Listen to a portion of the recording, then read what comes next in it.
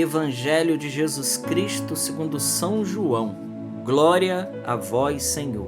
Naquele tempo, disse Jesus à multidão: Eu sou o pão da vida. Quem vem a mim não terá mais fome, e quem crê em mim nunca mais terá sede. Eu, porém, vos disse que vós me vistes, mas não acreditais. Todos os que o Pai me confia virão a mim, e quando vierem, não os afastarei. Pois eu desci do céu não para fazer a minha vontade, mas a vontade daquele que me enviou. E esta é a vontade daquele que me enviou, que eu não perca nenhum daqueles que ele me deu, mas os ressuscite no último dia. Pois esta é a vontade do meu Pai, que toda pessoa que vê o Filho e nele crê, tenha a vida eterna, e eu o ressuscitarei no último dia. Palavra da salvação. Glória a vós, Senhor. Irmãos, o Evangelho de hoje, nesse dia 17, nós estamos aí meditando o capítulo 6 do Evangelho de São João, né?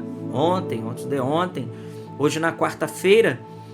O Evangelho nos diz hoje, é a continuação do Evangelho de ontem, Jesus dizendo que quem vem a mim não terá mais fome, quem crê em mim nunca mais terá sede, que ele é o pão, né? Eu, porém, vos disse que vós me vistes, mas não acreditais. Então, gostaria de partir desse ponto aqui. Uma vez que Jesus se revela como o pão da vida, e ainda tem muita gente que não acredita. O que o Senhor está falando aqui é exatamente isso. Todos os que o Pai me confiam virão a mim. Quando vier, eu não vos afastei. Mas Jesus está dizendo que tem muita gente ainda que não acredita. Ora, fora do âmbito católico, né, nós podemos dizer que as pessoas não acreditam mesmo. Né? Por exemplo, para os protestantes, a ceia é só um simbolismo. Para nós católicos, não. Para nós é realmente Jesus, porque nós entendemos que pelo milagre da transubstanciação, que o que muda não é a aparência, mas o que muda é a substância. E nós sabemos, pelos princípios filosóficos da filosofia grega, principalmente, que o que diz o que a coisa é não é a aparência, é a substância, né? Quando a gente olha para um cachorro, por exemplo, a aparência do cachorro, ele pode ser um Rottweiler, ele pode ser um Poodle, ele pode ser um Chihuahua, ele pode ser o que for. Isso é a aparência, mas a natureza é a natureza canina, né? E a natureza do cachorro a gente não se vê. O que a gente vê é a aparência. Entende? Isso vale para o ser humano. Alto, magro, baixo, gordo, né? E tantas outras características. Isso é a aparência, mas a natureza nossa é de ser humano. E essa natureza, ela não está visível.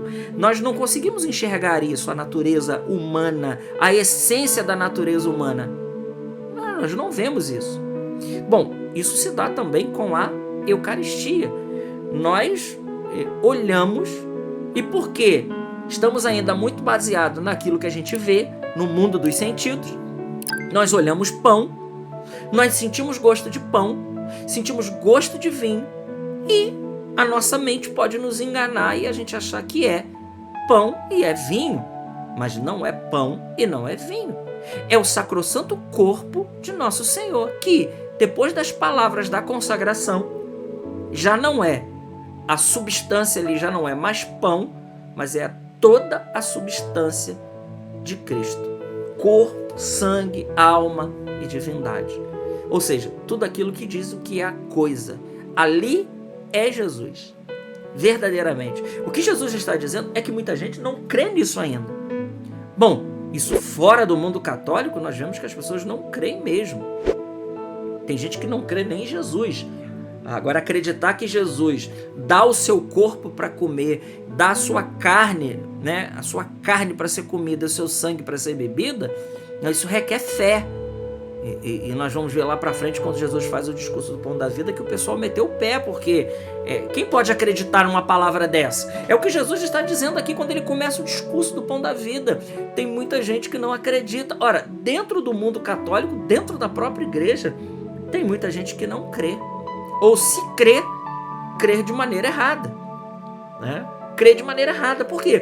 Porque ali não é um símbolo. Nós não nos ajoelhamos, por isso o catecismo diz que no momento da consagração todos devem se ajoelhar, porque nós não estamos nos ajoelhando para um símbolo. Não, ali é Jesus. Irmãos, o demônio sabe disso. E o demônio sabe tanto disso que ele vem somente à Igreja Católica para roubar a Eucaristia, para levar para as missas negras, para os cultos satânicos, para a profanação e o sacrilégio do Santíssimo Corpo de Nosso Senhor. Por isso nós precisamos ser guardiões da Eucaristia, porque ele sabe que ali é Jesus verdadeiramente. Jesus deixou provas muito claras disso, e nós precisamos acreditar, porque veja, é muito possível comungar sem frutos. E é muito possível, inclusive, comungar para nos fazer mal. Porque, como diz a sequência do dia de Corpus Christi, bênção e maldição, mal e bem ele traz consigo. Vai nos dizer lá o doutor angélico Santo Tomás de Aquino, que ele carrega em si bênção e maldição. Bênção para aqueles que sabem o que estão recebendo, e maldição para aqueles que comungam sacrilegamente, para aqueles que comem e bebem, como diz São Paulo no capítulo 10 de 1 Coríntios, sem distinguir o corpo e o sangue do Senhor. Mas é Jesus. E veja, isso é tão importante por quê? Porque se nós católicos, se o público católico, de fato, aqueles que pelo menos se dizem católicos, né, soubessem de fato quem é Jesus e que Jesus está verdadeiramente na Eucaristia, as nossas igrejas não comportariam. Precisaríamos derrubar os nossos templos e construir 5, 6 vezes maiores do que eles são hoje. Mas que luta que é, por exemplo, para um cristão ir à missa ao domingo? É chato, levanta, senta, mas é Jesus, meu irmão. É Jesus ali verdadeiramente, e ali ele quer matar a nossa fome e a nossa sede, como nós dizíamos no evangelho passado. Somente que a queixa do Senhor hoje é esse. E qual é a vontade de Deus? A vontade de Deus é essa, é que todo aquele que ele enviou para Jesus não perca nenhum deles, e que ele nos ressuscite no último dia. É isso que o Senhor quer fazer, é isso que o Senhor quer realizar com cada um de nós. A Santa Missa é isso, é receber ali, direto da fonte, direto ali da fonte de água viva, o sacrossanto corpo de nosso Senhor Jesus Cristo, sustento e remédio para as nossas almas. Meu irmão, minha irmã, eu quero falar com você hoje, que por acaso está me ouvindo e que talvez tenha titubeado na Santa Missa. Veja, a missa é mais importante na vida de um cristão, principalmente de um cristão católico, porque ali jorra todo o capital de graças para nossas vidas. Ali Jesus ele quer nos alimentar de uma maneira profunda. Mas não quero dizer só isso. Eu quero dizer para você que está afastado da Eucaristia, você que está afastado e você também que ainda por algum acaso tem algum tipo de dúvida com relação à Eucaristia. Eu quero dizer para você, é tempo. O Senhor está te convidando nesse tempo favorável, nesse Kairos, para que você volte, faça um grande exame de consciência, se confesse e que você volte a receber Jesus vivo no seu coração. Sustento e remédio para as nossas almas, para cada um de nós, e isso será para nós fonte de alegria eterna. Fonte de alegria eterna. Vamos refletir, vamos pedir essa graça ao Senhor, né?